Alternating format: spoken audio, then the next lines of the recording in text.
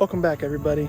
Today I just want to kind of go over my general specs on my bow, also the specs on my arrows and what I'm actually shooting the deer with. I'll kind of go over that and also like what bow and arrow setup I came off of last year and the year before and whatnot. Kind of give you my thoughts on what I think on arrow weight, FOC, and all that kind of stuff. So here we go.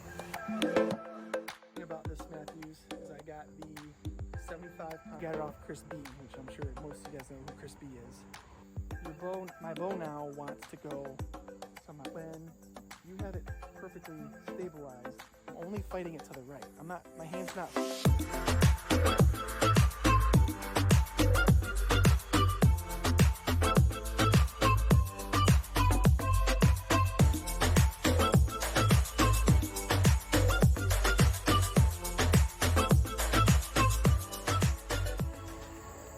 So here's my baby. Just got her this year. I got it, I don't know, early summer, late spring-ish, right around there.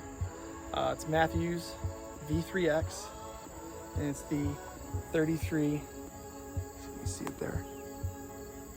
There it is. The 33-inch model.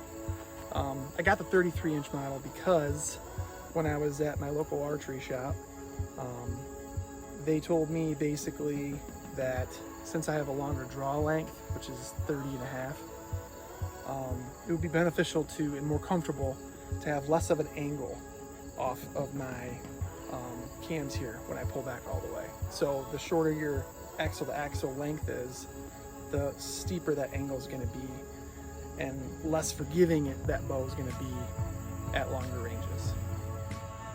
So another thing about this Mathews is I got the 75 pound cams, since I'm a bigger guy and I can actually pull that back, especially after practicing all this spring and summer. Pull back no problem. I've also got on 6-inch stabilizer, a 12-inch stabilizer off the front. So I found that to be very helpful since going to the side stabilizer as well.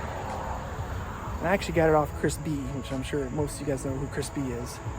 But yeah, so I ran just this front one yet last year off a different bow, but then I went to this one as well this year because, and the way I kind of learned about it is Chris B was talking about this. Basically, my bow now wants to go to my left, which is actually very helpful because when you have it perfectly stabilized from, weight wise left to right, your hand can make the bubble go right and go left really easily.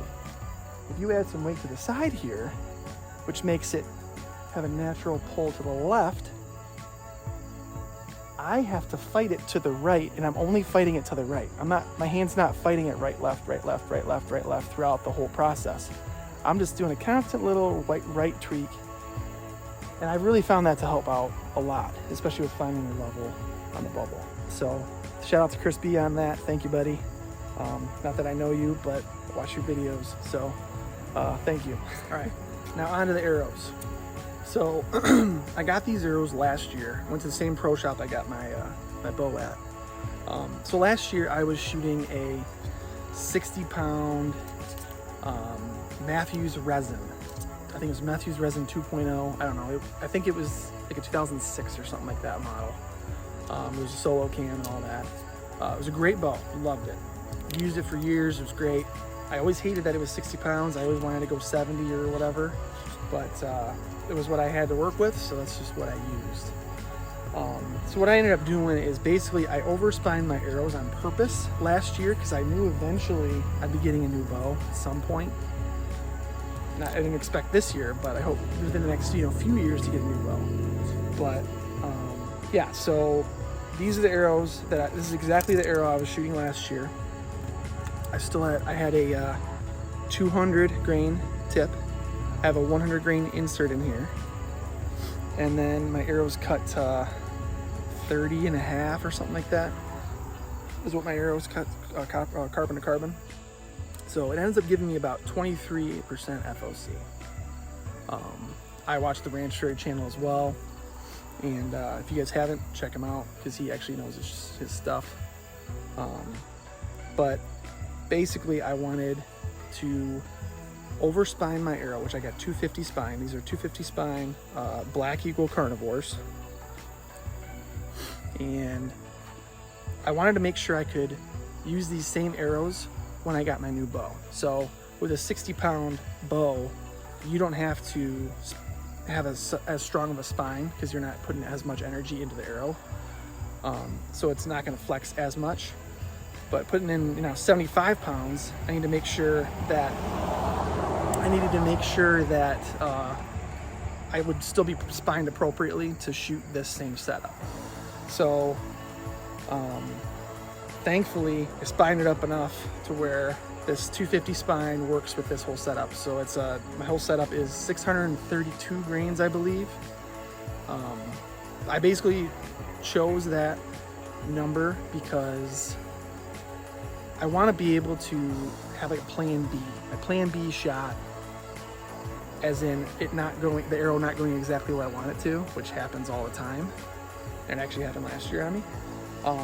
For that arrow to still penetrate, let's say I hit the shoulder, whatever, hit the spine, whatever. I want to be able to blow through whatever bone I can and still get to the vitals. So spine shot, obviously there's no vitals to hit, but you're gonna blow through that spine. You're gonna mess that deer up, and you'll get a second shot into him.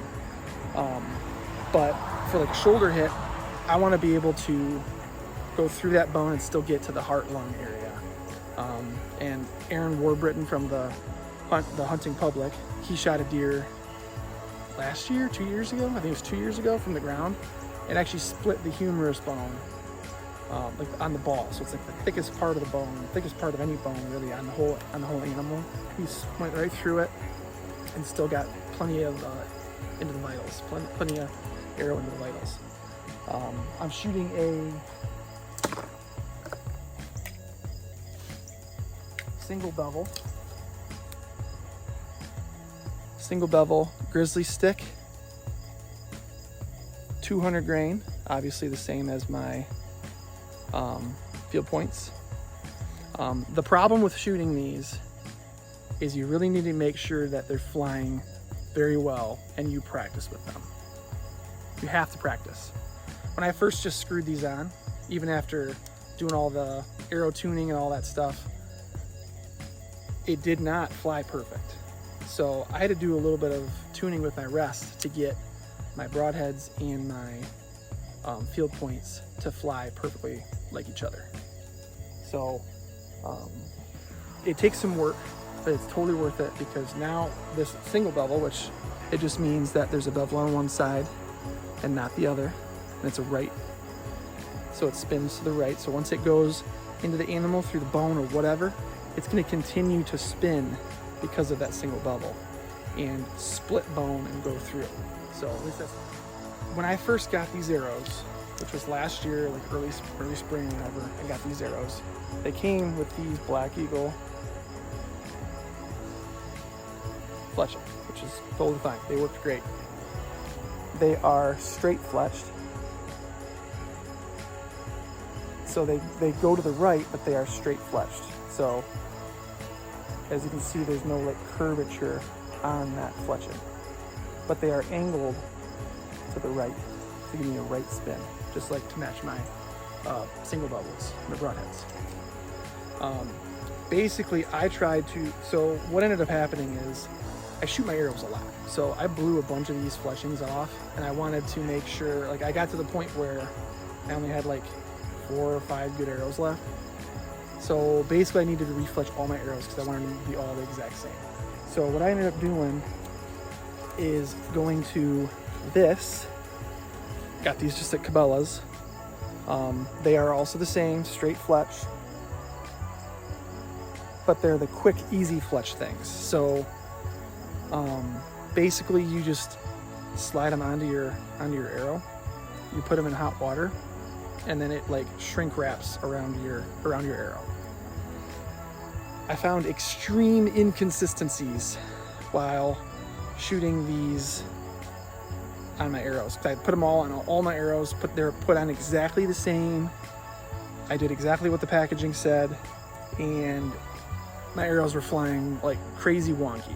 Like it was awful. And I think it's because sometimes there's just more glue on these fletchings than others, and it kind of bubbles up, and this one looks okay, but they were very inconsistent, and they were not pristine and perfect like I wanted. So I cut all these off except this one, and I fletched them myself. So what I ended up doing is getting some blazer vanes, and I got a Arizona Easy Fletch Mini. I think it's like a mini Easy Fletch or something like that. I got it just at Cabela's, and I fletched them myself. I got, and it's a helical too, by the way. So I just feel like a helical is gonna fly better. Just thinking about it, just like let me just look at it. It's like a spiral. You see, the fletching is kind of spun a little bit. It's more like a propeller on a boat, basically. I just feel like it's just gonna fly better and give more accuracy. So I went with that, and huge difference. Huge difference compared to those Easy Fletch, fletchings. I will say they're very similar to the original stock fletching that I had. I have not noticed a difference in accuracy when it comes to from the stock to these helical fletched, but either way, I'm gonna end up doing every one of these exactly the same, and then I can repeat that and keep doing that whenever I blow a fletching out from, you know, hitting it or whatever. I will be able to fix that arrow and get it back to pristine condition so I can shoot it some more. So that's my whole bow and arrow setup for the 2022 season. Now I'll go ahead and take a couple shots, and let's see how close I can get. This target is at about 30 yards inside the woods here.